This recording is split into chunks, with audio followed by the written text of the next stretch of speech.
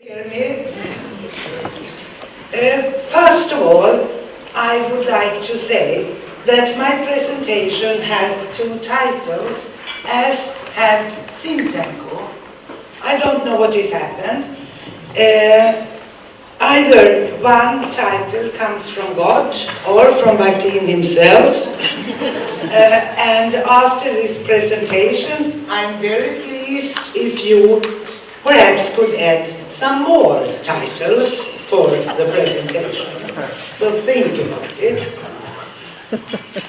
I will also warn you that since English is not my native language, I might not have much eye-to-eye contact with you, except for certain occasions when I feel a little bit more relaxed.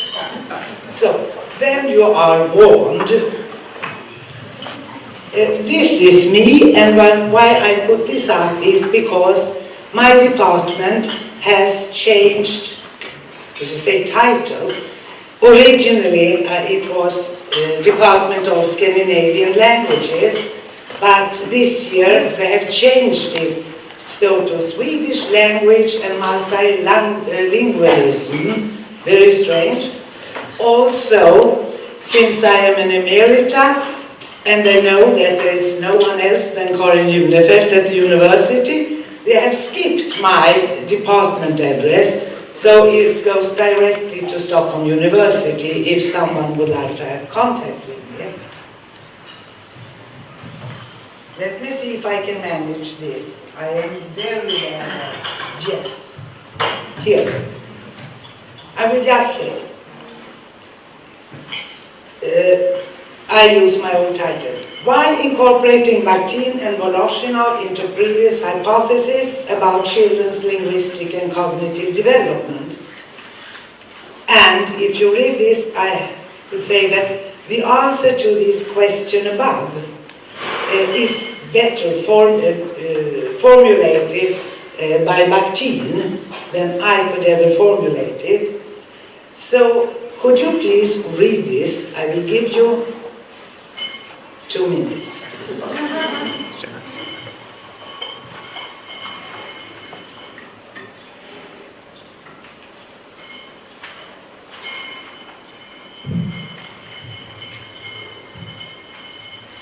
Have you finished? I would like to point out some very nice formulations by Bakhtin.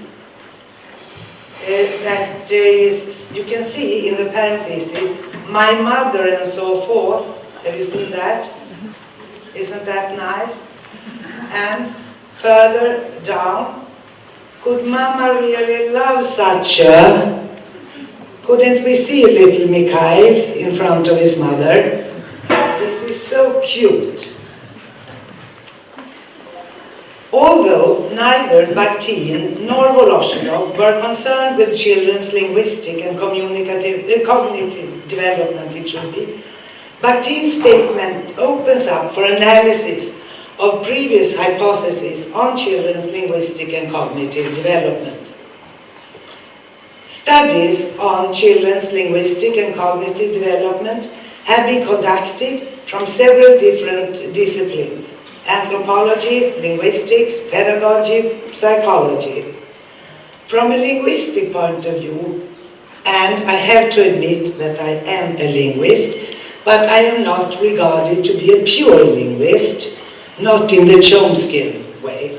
And as you know, study of child language development and cognitive development isn't just within one discipline. It needs collaboration between several disciplines. Parenthesis.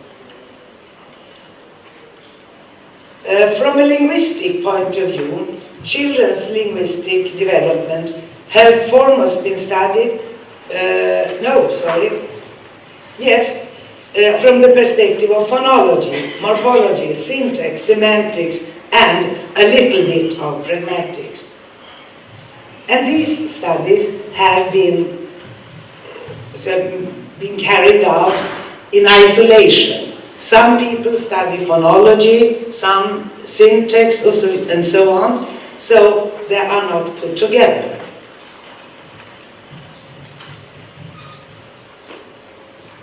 Seldom have they cooperated also on the study on pragmatics. And pragmatics, for those who are not familiar with the linguistic branch, so to say,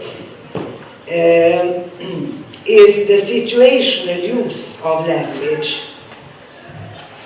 The reason for these isolated studies are manifold, but one reason could be that pure linguists are bound to the different linguistic levels and as a consequence have often overlooked that children apprehend and use language not in the order of linguistic levels.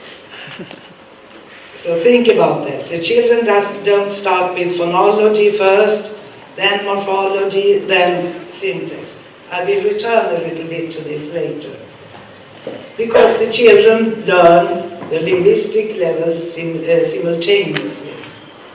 Another reason might have to do with the policy of universities, which have preferred separate disciplines without knowing that studies on children's linguistic and cognitive development is a multidisciplinary task. This fact is also an outcome on different hypotheses on children's communicative and cognitive development. The forefathers of them stem from different disciplines such as pedagogy, psychology, linguistics. Thus, a common denominator of their different hypotheses is that the relation between language and thought has been regarded differently. Some of these forefathers have been described as theorists, even if some of them themselves humbly has described themselves only putting forward hypotheses like Piaget and Vygotsky. They are very humble, but followers of these people tend to use the notion of theory. I warn you about this. The different hypotheses or theories of linguistic, communicative and cognitive development I have focused upon in the present study concern Piaget, Chomsky and Vygotsky. Scholars from these different disciplines. Chomsky, linguist, as you know, Vygotsky, pedagogy, and Piaget, pedagogy, and Vygotsky, psychology. And those have been very influential within the field of child language and for decades. However, neither of them can individually sufficiently cover the intricate interplay between language and thought. In this presentation, I will briefly describe their hypotheses and then, against the background of other hypotheses and empirical research, consider their hypotheses. Let's start with Chomsky, who is the easiest one.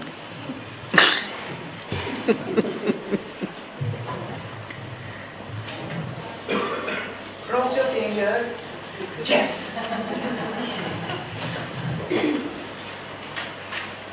Chomsky is a scholar who for decades has dominated the discipline of linguistics. Do we have many linguists here? No, not many. He is foremost known for his generative grammar. Yes. He should have stuck with that. He has constructed a hypothesis, as you can see. First is speech, so children start to speak first, then they start to think, and finally,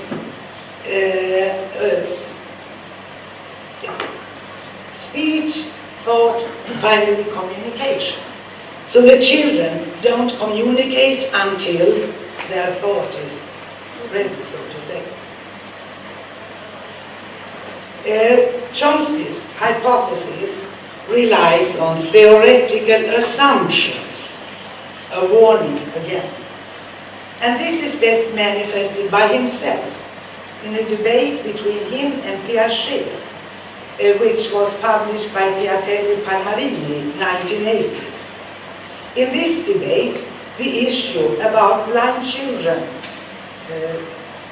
came up, and Chomsky argued that, and I quote him, "There have been numerous studies on the rate of acquisition of language in blind children who have, if not 100% reduction, at least a significant reduction in their capacity to develop constructional sensomotoric intelligence, especially those constructions that involve the visual world. Yet," he says, "in this case, it appears that blind children acquire language more rapidly than sighted children," and now listen, "which isn't so surprising in certain respects because they are more dependent on it. I've been working in the field of blindness since 1980, and I can tell you it's on the contrary, because blind children have problems, of course, with their speech development and their cognitive development. I wish I could have talked more about it, I have to stop that.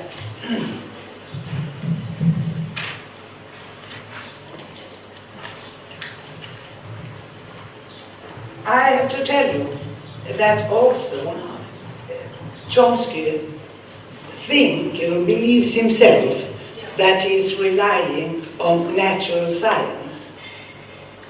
But I can tell you that the following. What Chomsky regards as the ultimate end of children's language or speech development is the capacity of communication. But empirical studies have shown that even newborn children are open for communication. And studies on imitation, you have Metzoff and Diciti, 2003, have shown that newborns are able to cooperate with adults. And I will quickly tell you that I video recorded a mother who just minutes before I was allowed into the room, had two twin girls. One was 15 minutes old and the other 20 minutes old when I entered the room. And the mother asked me about recent research, and that time it was early imitation. So she started to talk to the 15-minute-old girl and said, "Oh, you are so sweet, welcome to the world." And the little girl started to move her lips. Then she protruded her tongue, not as horrible as in this research on imitation, but just a little bit. And the little baby did the same. So, I mean, minutes. Recent neurobiological studies on the newborn brain have even highlighted the importance of early dialogues. And the research I would refer to is a neurobiologist, French, Bourgeois, who published this in 2010. And according to Bourgeois, genes and the environment are no longer considered to be in opposition. Instead, they cooperate quite dynamically with their synapses as go-between. The synapses is very important. And this is an advice to all of you. What you should do, and the older you get, eat fish liver oil, because the synapses need oil, and also communicate as much as possible with other people. Otherwise, the synapses will just fall apart. Warning again.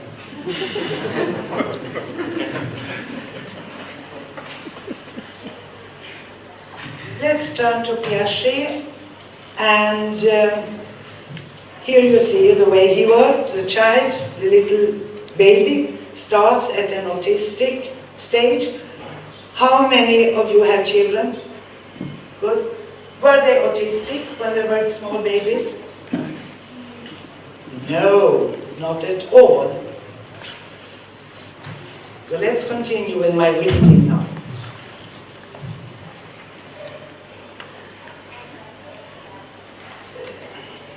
You see this precognition, and precognition has to do with that you should have some kind of an idea about what an object is before speech can develop. Blind children have no idea about this, and blind children have to be introduced to objects. And also, then it comes to this egocentric stage. How many of you talk to yourself? There are some hypocrites that I never do it. Well, according to Piaget, as you can see, this is a sign of that you have not reached a socialized stage.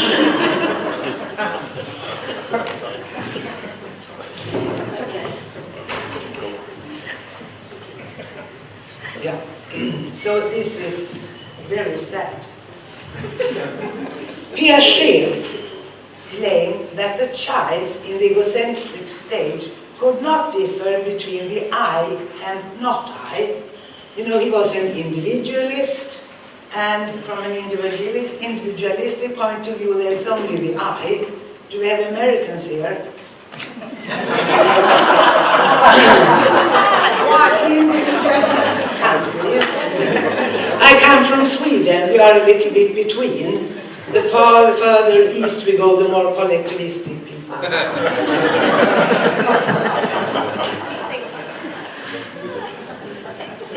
Vygotsky goes against Piaget with regard to egocentric speech. Although Vygotsky was very fascinated by Piaget's studies on egocentric speech, so he made his own studies.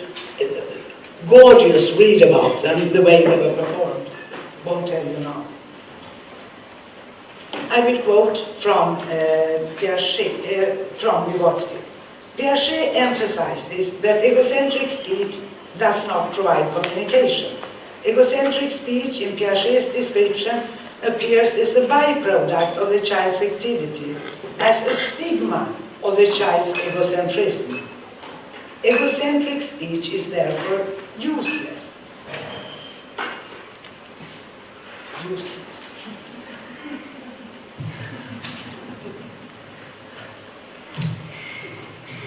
Piaget claims that as the child matures cognitively and socially, autism will recede, egocentric speech will decline, and the child will be able to take the perspective of the other. The perspective of the other.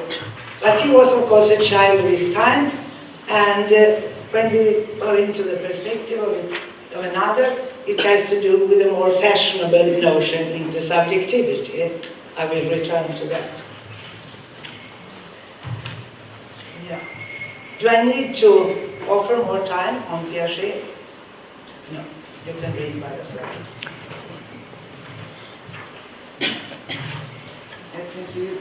Yes, this works. Here we have, of course, speech before thought, because here we have the society which was of great importance in Vygotsky's time. And he talks about interpsychological function, which we could translate into communication.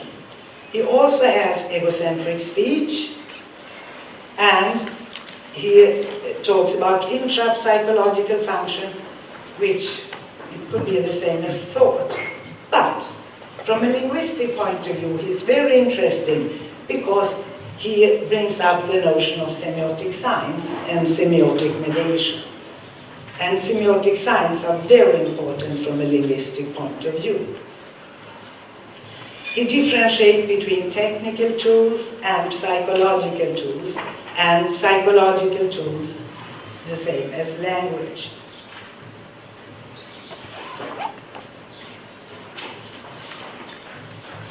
Yeah. I have to work hard here.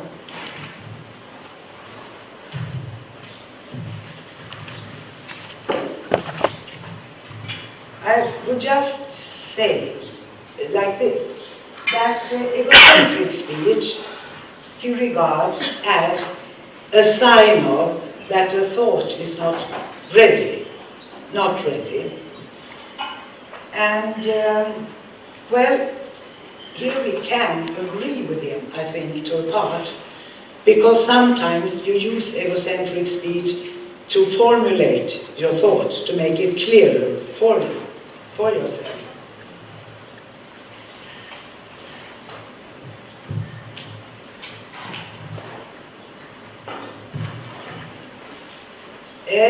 His notion of intrapsychological function is he didn't develop that thoroughly.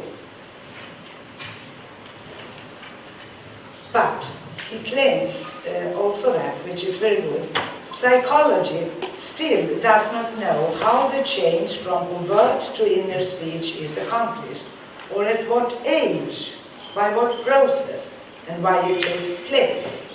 What age? Well, according to both Piaget and Vygotsky, the child at school age, around 7 years old, drops a lot of the egocentric speech. So it regards that to be a sign of that inner speech is clearer now, constructive.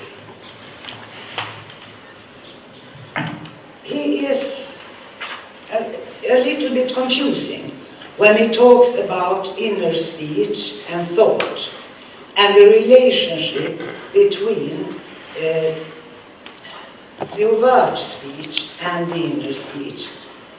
He claims that, sometimes he claims that they have totally different functions. Sometimes he claims that they are interrelated with each other. And let me give you an example. Because, I'm over to.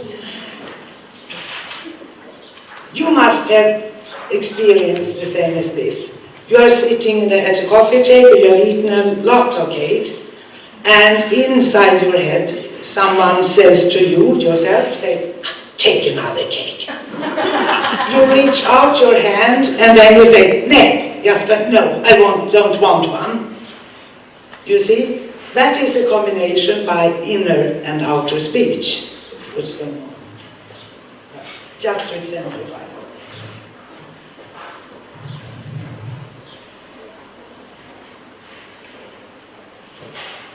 This is very important before we turn to Bakhtin and Voloshinov. So read it. Because Bakhtin and Voloshinov could give some answers.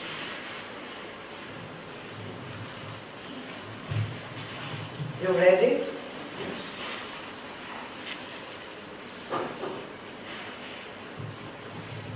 Here I have chosen some notions from Bakhtin. They are a scientific construction, the word which I believe most of you are familiar with, because of most studies we do and present are scientific constructions. I have them in not a very thoughtful order, and it has to do with all the Bakhtinian notions are totally intertwined. So I couldn't even make an order, but according to what I have taken out here to discuss, I put them in an order that fitted me. It might not fit you.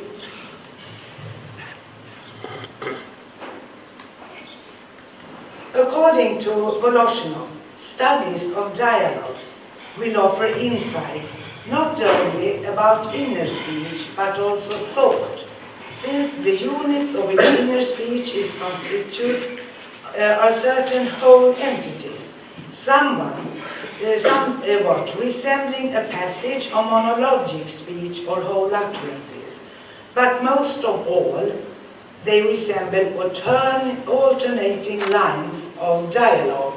And the cookie example I gave you is an alternating line If you have been doing transcriptions, you know you say speaker 1, speaker 2, and so on. These are alternating lines.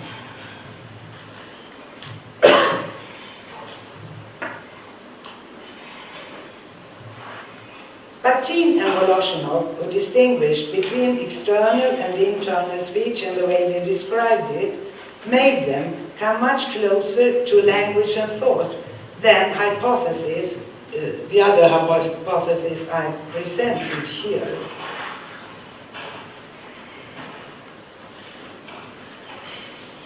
And so from a Chomskyan perspective, he wouldn't understand this even, because communication is so late in his hypothesis.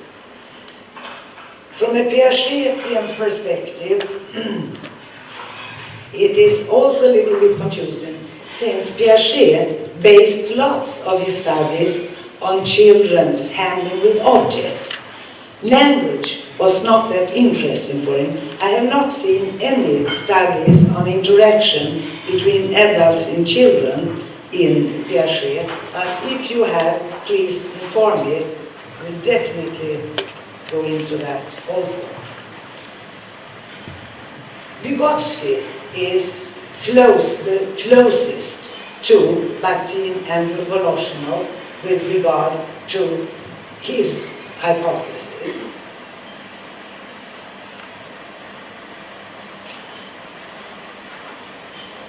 Bakhtin and Voloshinov's explanation of the interrelation between outer and inner speech made the notion of egocentric speech clearer than it was expressed by Piaget and Vygotsky. In fact, I don't like the notion of egocentric speech, as you might understand. From a Bakhtinian perspective, the Voloshinovan perspective, egocentric speech is not age-bound. It can occur throughout lifespan. And the older you get, I think, the more you will talk to yourself. There is a gorgeous quotation here in that I will read. Imagine a dialogue of two persons in which the statements of the second speaker is omitted, but in such a way that the general sense is not at all violated. The second speaker is present invisibly, his words are not there, but deep traces left by the words, but these words have a determining influence on all the present and visible words of the first speaker. We sense that this is a conversation, although only one person is speaking, and it is a conversation of the most intense kind, for each present uttered word responds and reacts with its every fiber to the invisible speaker, points to something outside itself, beyond its own limits, to the unspoken words of another person. After a conference, you will probably wait and you will start talking to yourself. You have something that you wanted to say to a speaker, but you didn't at that time, and then you go, no, I don't.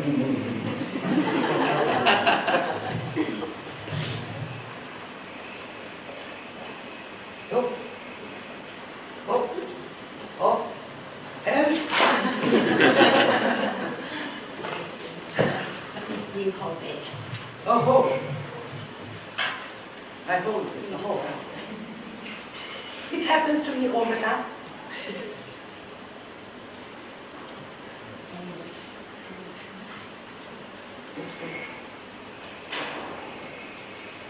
It should be aggressivity. This one. Thank you.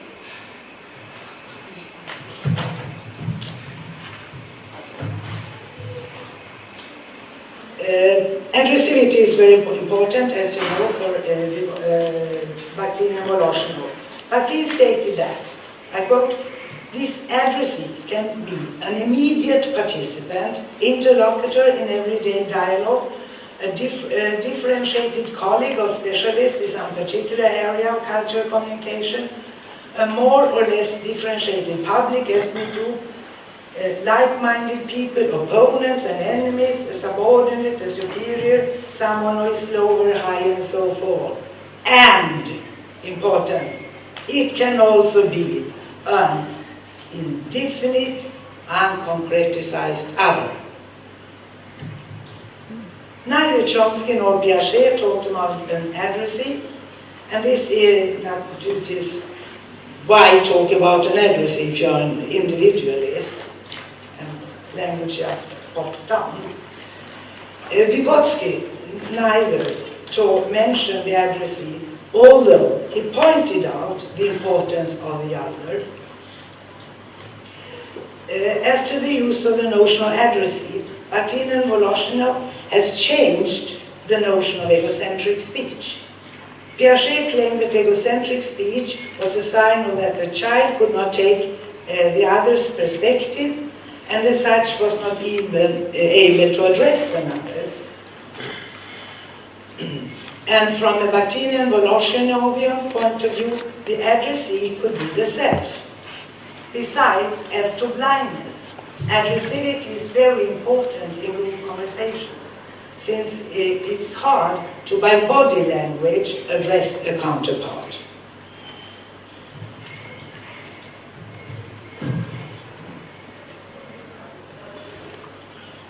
Nej.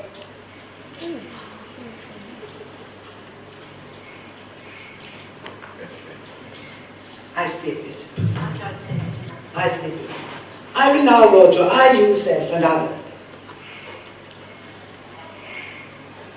According to Bakhtin, a person exists in the form of I and other. And he stated, the I hides in the other and in others. It wants to be only another for others, to enter complexly into the world of others as another, and to cast from itself the burden of being only I for myself, in the world of others as another, and to cast from itself the burden of being only I in the whole world. Holtquist, who has thoroughly analyzed and interpreted Bakhtin, argues that from a Bakhtinian point of view, the I is unfilled. The first person pronoun, that is, the word must be empty. I is a word that can mean nothing in general, for the reference it names can never be visualized in its consummated wholeness. Holtquist also states that the self, on the contrary, is filled. The self, then, may be conceived as a multiple phenomenon of essentially three elements: a center, not center, and the relation between them. And Voloshinov remarks that consciousness becomes consciousness only once it has been filled with ideological, semantic content, consequently only in the process of social interaction.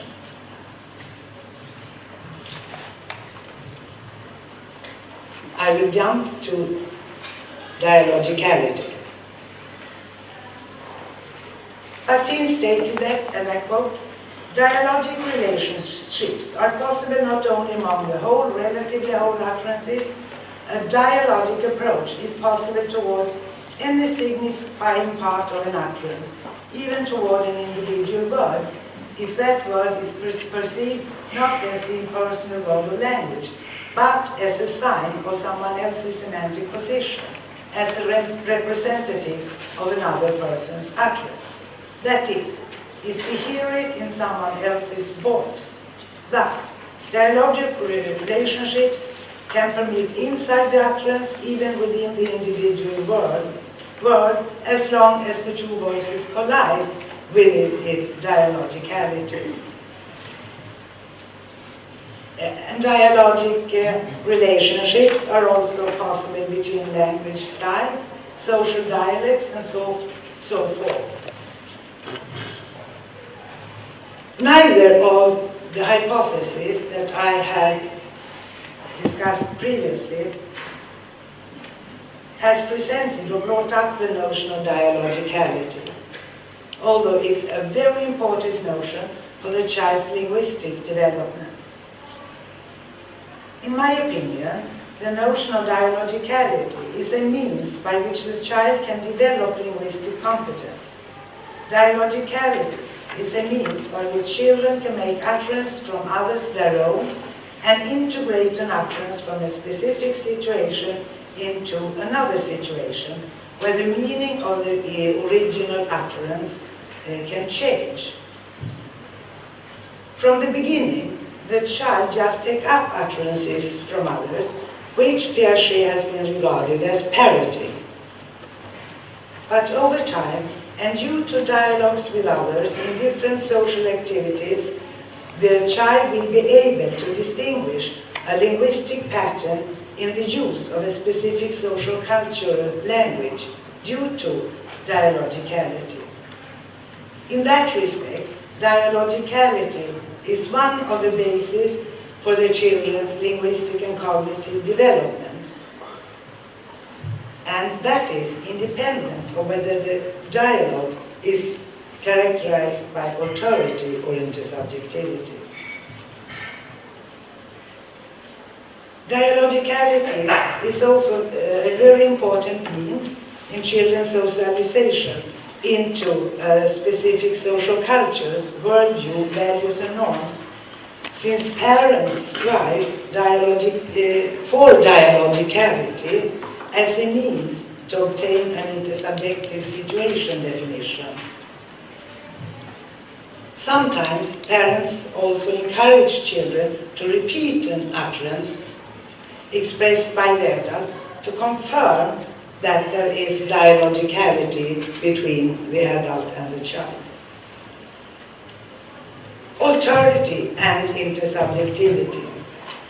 Authority is a Bakhtinian notion. It is based on the dynamic view between the self and the other.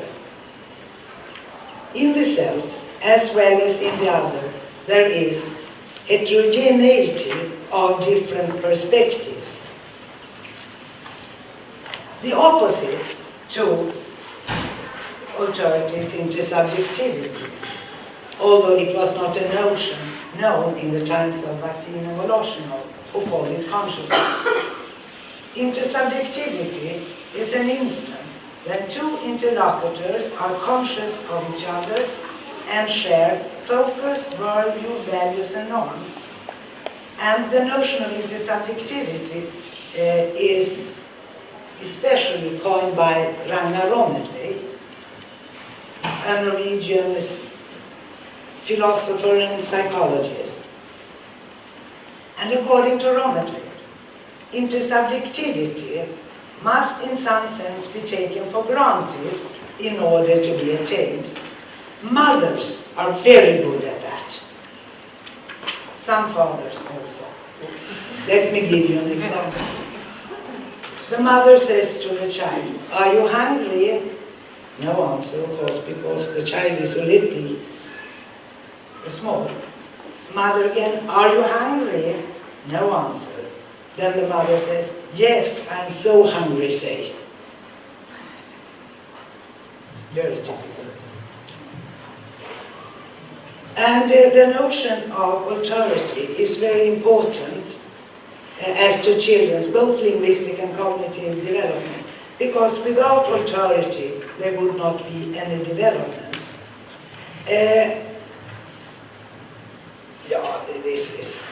I will quickly give you an example of authority and intersubjectivity. Tia Tulviste and me. Tia Tulviste is an Estonian woman, and I work together with an American woman and civilians. So we studied regulation and praise in interaction between mothers and 2-year-old children. And the mothers wanted their children to be socialized into the intersubjective situation definition of each culture. That was very academic, wasn't it? Yes.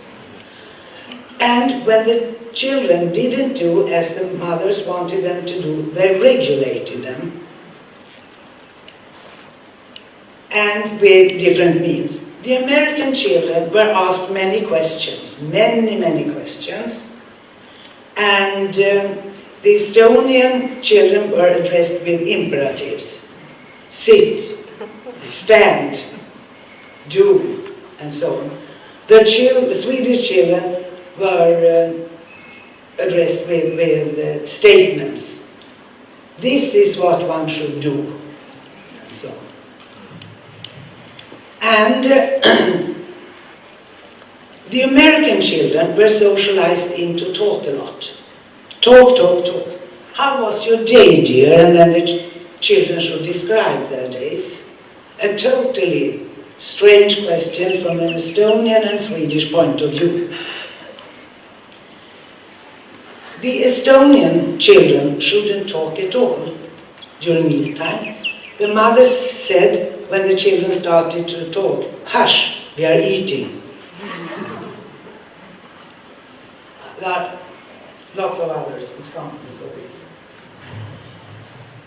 Let me now turn, you can talk with me if you want me to describe this more thoroughly. Language. Bakhtin, I quote now, "Language enters life through concrete utterances, and life enters language through concrete utterances." Also, he states that language lives only in dialogic interaction of those who make use of it. And language, when it means, is somebody talking to somebody else, even when that someone else is one's own inner addressee. Doesn't it make you happy?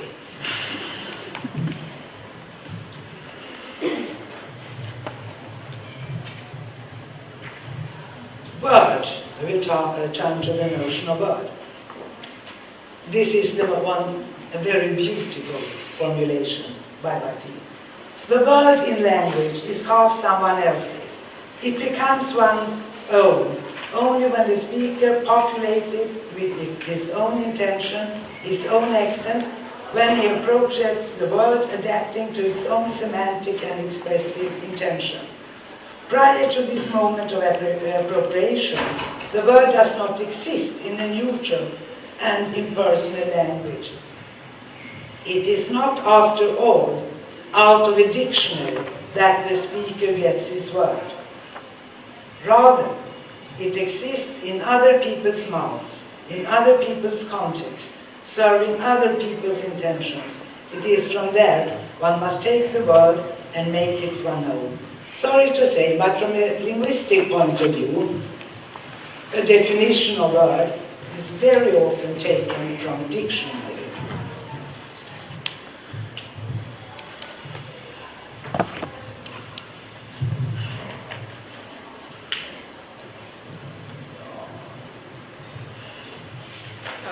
I have to run out. Time is not out yet. I have a few minutes left. Thank you. Utterance. According to Bakhtin, the utterance is the real unit of speech communication. The real unit of it. And there is a difference between utterance and sentence.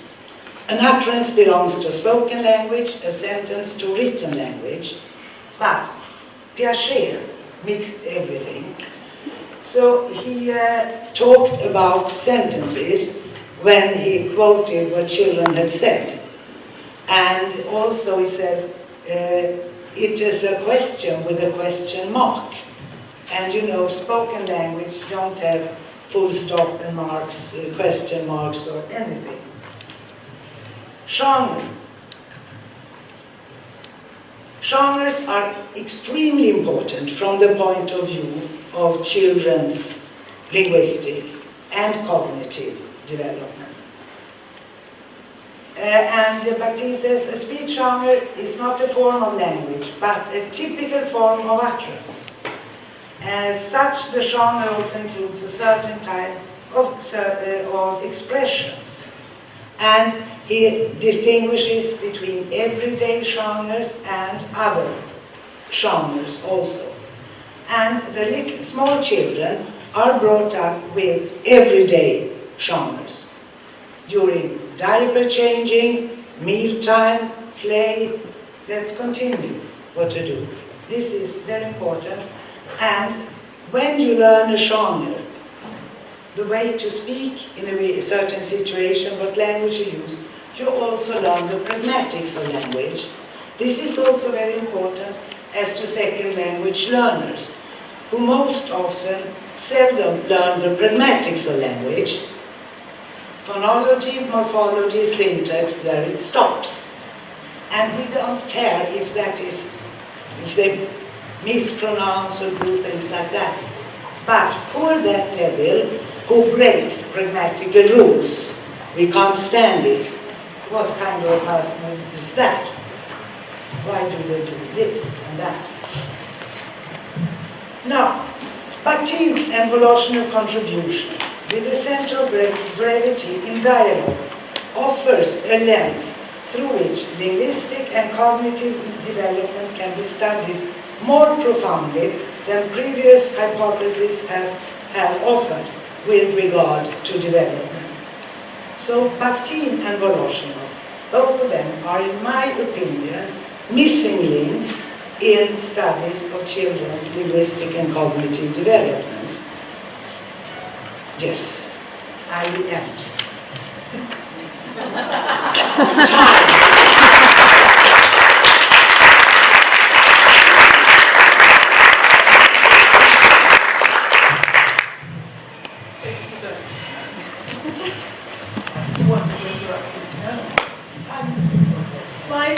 Questions, because we're very aware of the fact that there is actually zero time between the end of this and the beginning of the next session. So we'll try and give a few minutes for movement. And thank you for your dietary cautions and our abilities to now move out of our egocentrism into a socialised question time. If anybody has any questions, comments, or feedback or anything.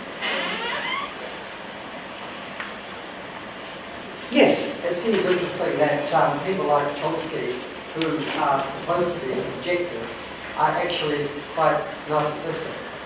Yeah. And there are all these scientists. Even more than narcissistic. We have examples of this, like people like Richard Dawkins these days, you know? A very good comment. I will bring it to Sweden, especially to Per Linell, who was the first in Sweden who went against Chomsky, and because there were lots of Chomskyans in Sweden when he wrote his dissertation in the late 70s. Yes.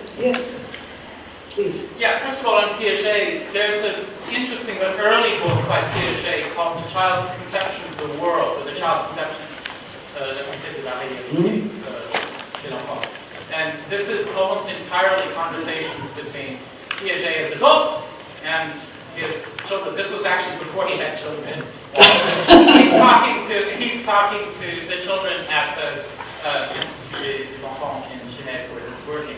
And it's quite an interesting book from the point of view raised in a previous session by Alexander Sidorkin, because one of the problems that Piaget has is how do you separate the adult's question from the child's response? And he goes through a whole several chapter rigmarole in explaining how it was he was able to spontaneously liberate the child's actual thinking by eliminating the tendentiousness of the adult question.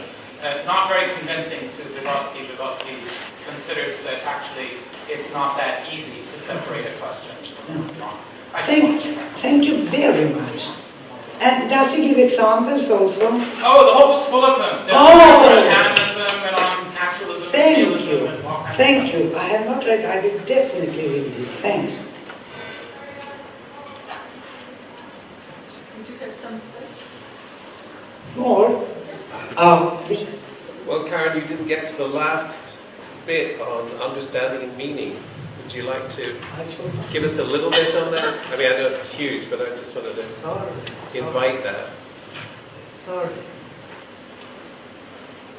Yeah. In the previous hypothesis about children's linguistic and communicative, the notion of understanding and meaning has played a minor role. But Martin and Voloshinov have considered the notion by thorough analysis. According to Voloshinov, consciousness takes shape in the process of its social intercourse. And continue, any true understanding is dialogic in nature. Therefore, there is no reason for saying that meaning belongs to a word as such. Meaning belongs to a word in its position between speakers. And the understanding of any sign, whether in or outer, occurs is tied in with the situation in which the sign is implemented. The sign and its social situation are fused together. And I have to give you lots of examples from their perspectives of meaning and understanding. People say that 8-month-old children just babble. They don't. They have utterances that the adult don't understand, and they brought up utterances from their closest environment. And not until the adult can understand what the children are saying from a social point of view, they say, oh, the first word, but there are utterances before. But the children's speech apparatus is not developed, so the children can't formulate it the way the adult does. I have a recording of a Swedish mother who babbled together with a 7-month-old child, and the father was Arabic speaking. So when the mother talked to the child and the child babbled back, were only Swedish speech sounds. When the Arabic father talked to the child, there came this, for me, very strange Arabic speech sounds, which are totally foreign to the Swedish language. So already there, they created a mutual understanding between each other in this dialogue. You could cry almost. Yeah. And I have more about it. Before we cry. Before we cry. Thank you so much. Thank you.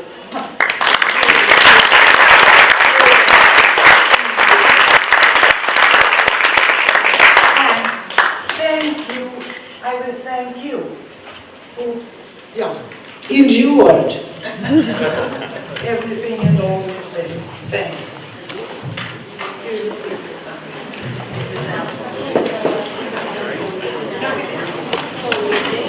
Just before everyone goes away, I've just been told that some people have had trouble finding where the Waikato room is. So if that's been an issue for you, just to give you some directions, on your way out to the other rooms, you'll see a set of stairs which go down. So you go down those stairs one flight, and then to your left there's double doors. Through that and on your left is the Waikato room. Just so you know.